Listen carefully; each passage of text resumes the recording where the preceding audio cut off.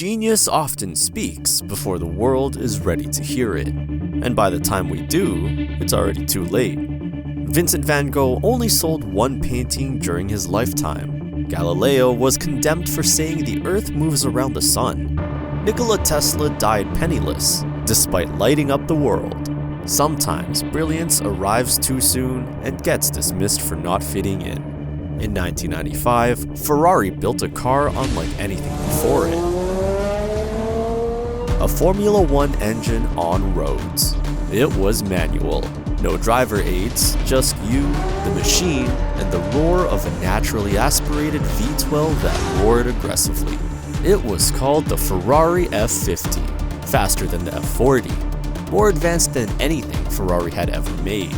Built for drivers, not collectors. And yet, nobody wanted it. This isn't a story of failure, it's a story of timing.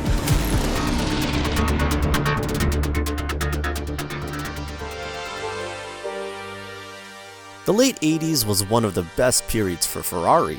Just as the decade was wrapping up, Ferrari unveiled the F40.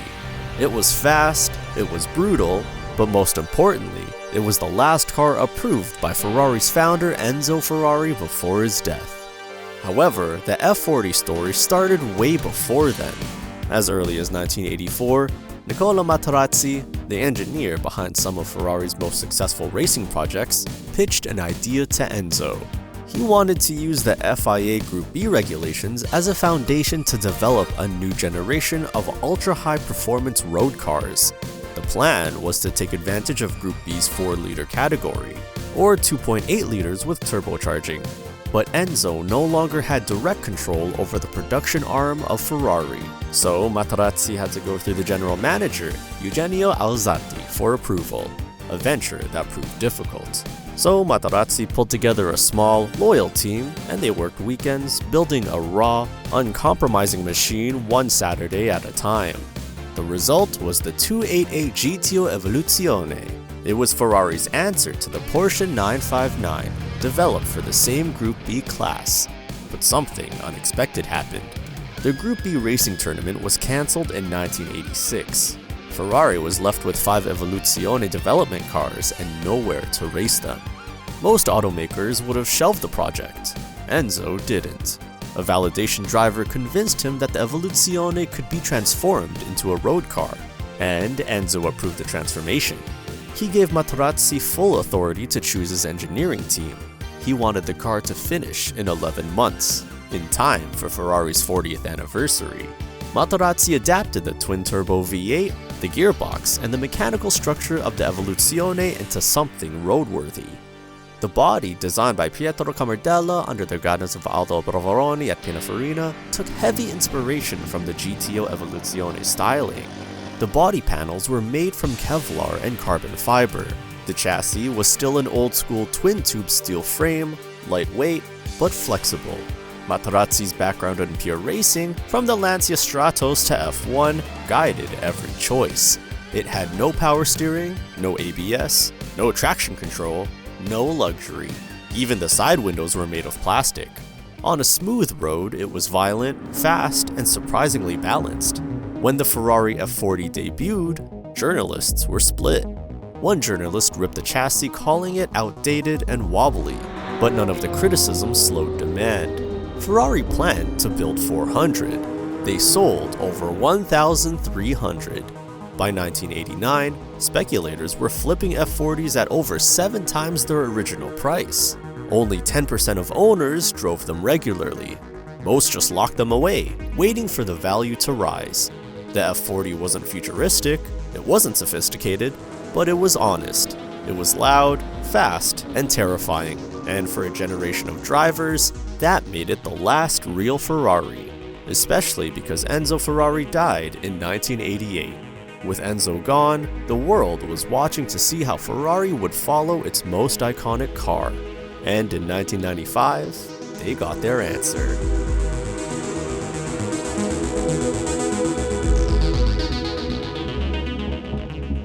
Just like the F40, the F50 was created to celebrate Ferrari's 50th anniversary and was intended to showcase everything the company had learned from Formula One. At the center of the F50 was its engine, a 4.7 naturally aspirated V12. It was a road-legal version of the 3.5-liter V12 used in the 1990 Ferrari 641 Formula One car driven by Alain Prost.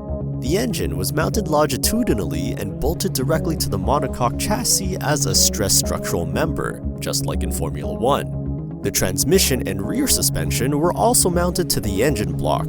This eliminated subframes, saved weight, and increased chassis rigidity. The chassis itself was a one-piece carbon fiber tub manufactured by ATR Composites. It weighed just 102 kilograms.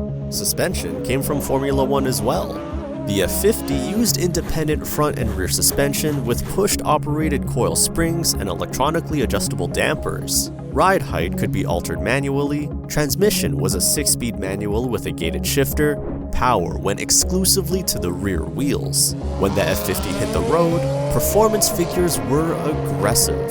0 to 60 miles per hour in a matter of 3.8 seconds. Quarter mile in 12.1 seconds, and top speed of 202 miles per hour. Curb weight was 1,230 kilograms, around 130 kilograms heavier than the F40, but still extremely light for a car with a large naturally aspirated engine. To Ferrari, it was perfect. But while Ferrari saw it as a purist's car, the public saw something else. The F50 made its public debut at the 1995 Geneva Motor Show. Ferrari expected it to be a landmark event. Instead, the reception was abysmal. Visually, the car split opinion. The curved body, integrated rear wing, and targa roof drew comparisons to the Testarossa and even the Toyota MR2. Critics argued it lacked the aggressive edge of the F40. Others felt the design was too soft for a car claiming Formula One pedigree. The sound, though brutal and unmistakably V12, was not enough to win over those expecting a more extreme presence. From the start, the F50's image wasn't resonating with Ferrari's core audience.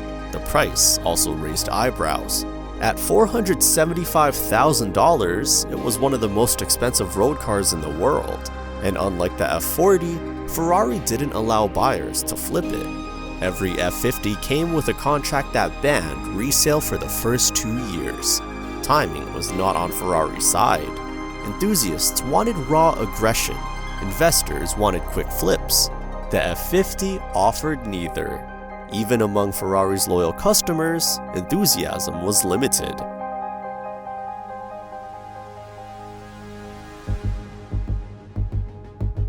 The F50 wasn't rejected because it was slow. It was rejected because the world around it had changed, and Ferrari didn't adjust. By 1995, the supercar market was wounded. The economic downturn of the early 90s had collapsed demand for ultra-expensive performance cars. Jaguar couldn't move units of the XJ220. Bugatti had already gone bankrupt. Even Lamborghini was barely staying afloat. Ferrari launched the F50 into a storm, and it expected to shine. The car had everything, but that purity didn't translate well to the average buyer.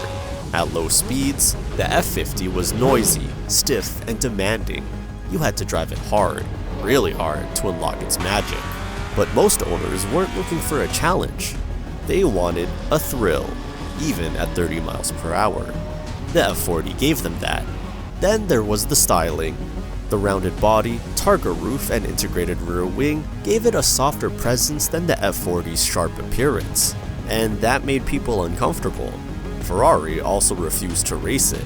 The F40 had earned its stripes on track, competing in IMSA and GT events. The F50 never got that chance. Without racing heritage, it lacked credibility in the eyes of purists. The company later created the F50 GT for competition, but it never officially raced. People who might have taken a risk on the F50 walked away, and in the background, a new king had emerged. The McLaren F1. Faster, more powerful, it won Le Mans in its debut year. Against that, the F50 seemed outdated before it even had a chance.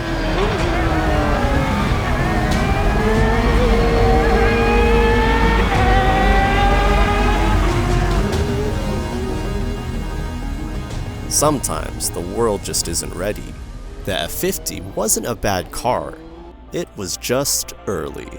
Like a great album that flops on release, only to become a classic a decade later. The F40 showed up during a boom, but by the time the F50 arrived, the energy had changed. The world wanted comfort, not connection, but time, ironically, fixed the one thing the F50 couldn't control. As supercars became smoother, safer, and quieter, the F50 stood out more with each passing year. That's why the same collectors who once ignored it now fight to own one.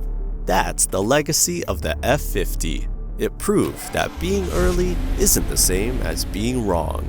That you can build something brilliant and still be overlooked simply because the world wasn't ready. The F50 never got its moment because the McLaren F1 took the spotlight. But even the McLaren didn't hold it for long. Just a few years later, the Mercedes-Benz CLK GTR stole the stage. Click the video on your screen to see how that happened.